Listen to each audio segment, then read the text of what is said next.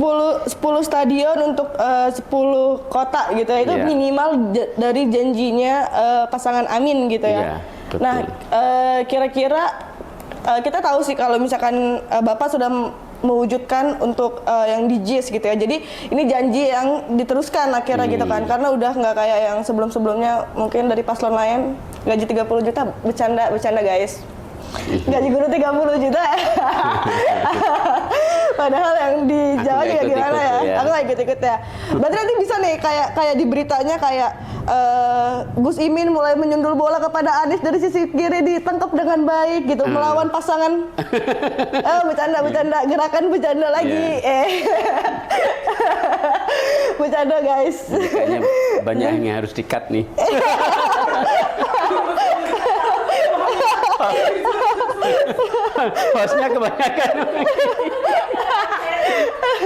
Hostnya kebanyakan show.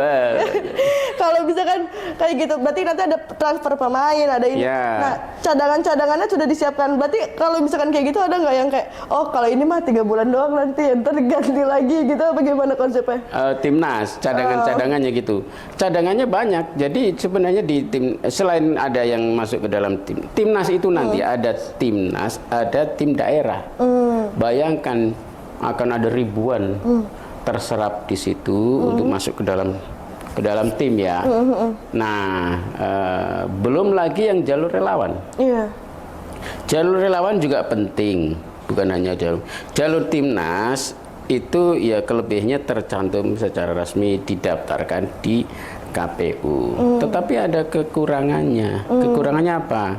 Orang yang namanya tercantum di dalam timnas itu artinya terikat. Terikat dengan peraturan-peraturan kampanye. Dia dimonitor oleh Panwas. Kan ada jamnya dulu. Biasanya dari jam 6 pagi sampai jam 6 sore. Habis itu udah nggak boleh aktivitas kampanye lagi. Kan begitu. Nah, ada satu jalur lagi yang tidak kalah efektifnya, jalur relawan. Jadi relawan ini, karena dia tidak terdaftar, maka dia tidak terikat dengan aturan-aturan kampanye. Jadi ya namanya relawan, masyarakat biasa. Dia mau melewati batas waktu misalnya, katakanlah nanti misalnya dibatasi maksimal kampanye jam 6. Nah, kalau relawan malam-malam mau keliling, mau ngajak orang, mau apa? Bebas karena mereka tidak terikat. Mereka tidak terikat, tidak didaftarkan. Kan begitu. Jadi sebenarnya sangat efektif juga, dan itu jumlahnya akan lebih banyak lagi. Kekuatan Amin itu justru di relawan. Dan selama ini terbukti. Bahkan survei juga mengatakan di antara 3 kontestan itu yang daya militansinya paling tinggi relawannya itu adalah relawan Amin. Begitu. Iya sih, kalau ngeliat postingan-postingan di Instagramnya Pak Anies dan Gus itu kan rame banget. Kalau tiap acara tuh warga ribuan, bahkan puluhan ribu di sana. Walaupun surveinya. Nah, itu kenapa tuh Pak? Aduh. Survei itu tentu kita tidak bisa mendinai begitu saja survei karena juga menggunakan metode ilmiah. Tetapi yang perlu saya sampaikan adalah bahwa jaringan surveyor, peneliti di bawah itu sebenarnya orangnya juga itu saja. Nah, kemudian ini berdasarkan apa yang disampaikan oleh kawan-kawan kita yang bekerja di lembaga-lembaga survei itu mengatakan begini. Jadi rupanya ketika para surveyor diterjun ke lapangan dan mewawancarai masyarakat, itu ada beberapa responden yang mereka itu tidak bersedia ketika ditanya untuk menjawab. I see. Jadi ketika ditanya, presidenmu siapa kira-kira kalau hari ini dilakukan pemilu, dia nggak berani menjawab. Mungkin karena khawatir, takut, atau yang bersangkutan mungkin bekerja di sebuah instansi pemerintahan atau mungkin institusi bisnis yang terkait dengan pemerintah sehingga nggak berani. Netral, harus mereka netral ya teman-teman. Padahal kan ketika ditanya itu kan tidak akan dipublish, tapi tetap aja nggak berani menjawab. Nah, biasanya surveyor ketika bertemu orang seperti ini, maka dia Apa Lewatin menghanguskan begitu suaranya? saja. Kan cari gampang. Oh, iya. Tasya, kata saya kamu ini calon nggak Padahal mau aku jawab. angin, tapi aku diem. Iya. Nah, akhirnya sebagai surveyor pindah ke orang baru lagi. Jadi suaraku buat dia yang baru, yang berani untuk ngomong. Iya, yang berani ngomong. Nah, padahal ketika Tasya ditanya tidak mau menjawab, tapi kan sebenarnya punya pilihan. Iya. Yang bisa jadi berbeda dengan pilihan orang kedua yang ketika saya temuin kan begitu ya. Nah, jumlah persentase dari orang-orang yang tidak mau bersedia menjawab itu 20-an%. Wah, Artinya kan banyak. banyak sekali sih itu untuk Banyak. survei. Yang kita sebutnya sebagai silent majority. Jadi mereka itu ya silent, nggak mau ngomong begitu ya. Karena apa? Takut kalau mau ngomong. Ketika disurvei pun itulah yang kemudian artinya memang secara metodologi surveinya udah benar, sudah betul secara ilmiah. Tetapi bahwa ada fakta gap 20% yang tidak menjawab ini kan tidak dimasukkan dalam sebagai faktor di situ. Nah, tetapi kan sesungguhnya ya ini kalau mau kita tanya jawabannya siapa, most likely ini saya sih yakin aja orang yang nggak berani jawab itu ya sebenarnya Amin. Berarti kita amin aja dulu ya untuk memulai ini mereka semua amin ya. aja dulu, mengaminkan dalam hatinya kan sebenarnya. Ya karena Amin ini yang dianggap sebagai kaum perubahan yang tidak mendukung pemerintah, tentu orang juga mau mengungkapkan secara gamblang takut.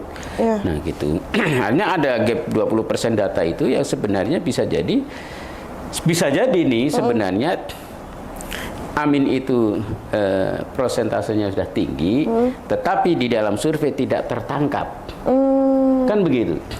Makanya kalau melihat itu jangan hanya dari kacamata survei. Ya tentu kita melihat sebuah hasil statistik yang ilmiah yang bisa menjadi salah satu pegangan. Tetapi juga kita harus melihat fakta di lapangan. Iya. Gitu. Di antara ketiga kontestan ini siapa yang ketika datang ke masyarakat, hive masyarakat yang datang itu paling banyak. Hanya Amin. Hanya Amin. Yang lainnya belum bisa itu melakukan pengumpulan massa sebanyak itu. Dicoba berulang-ulang nggak bisa. Ya, artinya memang animo masyarakat itu tinggi. Dan satu lagi tidak dibayar mereka datang itu. Gitu. Nah, kalau misalkan dari tanggapannya calon presiden dan calon wakil presiden kita ini, gimana mengenai survei ini, Pak? Jadi apakah mereka kayak ya kita percaya karena kalau tiap kita turun selalu rame, atau kayak aduh gimana caranya biar survei ini naik gitu, karena bisa jadi kan orang-orang yang di daerah gitu kan melihatnya oh surveinya tinggian ini nih, mereka nggak terlalu melihat kalau misalkan di lapangan itu rame gitu. Nah, bagaimana pandangan dari Amin ini sendiri gitu? Faktanya surveinya sekarang udah beberapa survei terakhir sudah mengatakan sudah nomor 2. Ya nomor 2. Jadi yang penting itu di awal itu yang tidak harus nomor pertama. Yang penting itu adalah naik tetapi konsisten. Tidak fluktuatif. Karena kalau fluktuatif bisa naik turun, naik tiba-tiba turun. Tapi kalau konsisten itu sampai ujung, sampai akhir, itu biasanya akan konsisten. Artinya dia bisa menjaga ritme dan kemudian konsistensi data di survei, ya data kenaikan di survei itu membuktikan bahwa kerja relawan ini itu juga ada impactnya terus begitu. Daripada sebuah survei yang tiba-tiba lonjak, tiba-tiba turun, itu harus dipertanyakan tuh. Kenapa tiba-tiba lonjak, tiba-tiba turun kan begitu. Nah, tapi yang konsisten ini itu menandakan bahwa di lapangan sedang terjadi proses konversi dari yang tadinya mungkin tidak milih Amin, jadi milih Amin kan begitu. Kan konversi itu terjadinya pelan-pelan, tidak mungkin masif kan begitu. Orang pindah keyakinan itu nggak mungkin masif, biasanya ya pelan-pelan kan gitu ya. Gitu. Nah itu kira-kira. Oh jadi kayak nggak apa-apa asal kita naiknya perlahan tapi konsisten gitu ya. Jadi kayak ya nggak apa-apa nggak langsung naik, ya kayak gitu-gitu. Yang penting kita bisa terus konsisten gitu ya. Berarti ini juga pesan nih buat teman-teman pejuang, kita terus suarakan biar surveinya naik terus dan yang terpenting konsisten sih, karena kita udah nomor 2 kan sekarang di survei-survei terakhir. Jangan sampai kita turun lagi gitu, yang karena penting satu hati. yang penting satu hati. Konsisten nomor 1. Satukan hati, satukan Indonesia, cenah. Oke. Mantap banget, mantap. Nah, kalau kita balik lagi ke timnas nih. Pandangan dari Pak Anies sama Gus Imin ini kan tahu pasti kan soal yang mengenai timnas, kita mengambil itu dari bola, itu mereka gimana tuh? Biasanya Cak Imin kan ada guyon-guyon gitu. Cocok lah. Di dalam percakapan orang-orang dalam ini gimana? Oke. Hayo. Oke, oh gitu. Udah jalan. Oh ya, hayo. Iya. Tapi keren sih ini. Banyak sih yang nggak tahu mengenai kenapa kita memakai timnas gitu kan. Mungkin ini penjelasan juga bagi teman-teman pejuang, teman-teman relawan semua yang nonton ini. Jadi kenapa kita manggilnya juga kapten gitu kan. Terus ada pelatih dan kaptennya beneran kapten. Kaptennya beneran kapten. Kapten penerbang. Iya. Kapten Saugi. Iya, Kapten Saugi itu penerbang betul gitu. Iya. Mantan kepala Badan Penanggulangan Bencana ya. Jadi dia nggak aneh ya dipanggil kapten ya? Hah? Jadi dia nggak yang kayak, kok gue kapten gitu. Iya. Ya dari dulu gue kapten kok, anjay. Pride bro. Iya. Salah. Maaf, pride bro. Tadi gini. Iya, takut cut. Oke deh teman-teman, semoga penjelasan tadi dari Pak Kozin ini bisa membantu meringankan pikiran-pikiran dan pertanyaan-pertanyaan kalian nih. Kenapa namanya timnas? Terus kota-kota mana aja yang bakal mau dibangun stadion internasional? Terus kenapa juga survei-survei itu rendah? Tapi pesan bagi teman-teman ini, kalau dari Pak Kozin apa nih? Closing statement terakhir kita. Ya, closing statementnya memang kalau perubahan ya satukan hati, satukan tekad, satukan pilihan ke nomor 1 karena akan konkret. Kita akan mengubah dari situasi sekarang menjadi situasi yang lebih baik. Itu aja, udah. Insya Allah lah, doa aja harus diaminkan, ya kita sendiri harus sama-sama mengaminkan menuju Indonesia yang lebih baik gitu. Nanti kita coblosnya 1 aja, kalau 2 atau 3 takutnya kayak nggak valid kan kalau dicoblos berulang-ulang. Jadi kayak 1 aja. Terus kalau kalian kayak benci Amin, kayak coblos aja mukanya Pak Amin, antara 2 itu tuh dicoblos kan benci kan benci. Emang gitu. ada Pak Amin? Oh, Pak Amin ya. Pak Anies dan Muhaimin. Pokoknya yang dua-duanya kacamata, cenah. Kalau ngeliat dari pidato-pidatonya, kalau kata Pak Anies kan yang pilih yang dua-duanya kacamata tuh. Kacamata yang tipe-tipenya berkacamata. Apa? Peci. Oh, pakai peci. Tuh, apalagi tuh. Politik identitas, padahal kita semua juga punya identitas kan. Oke deh. Takut dibilang politik identitas kalau pakai peci, padahal kita semua punya identitas, teman-teman. Oke deh, sesi kali itu. Terima kasih Pak Kozin atas waktunya. Semoga kita bisa bertemu di lain waktu. Tasya. Nah, satukan Indonesia. Bye. Satukan Indonesia.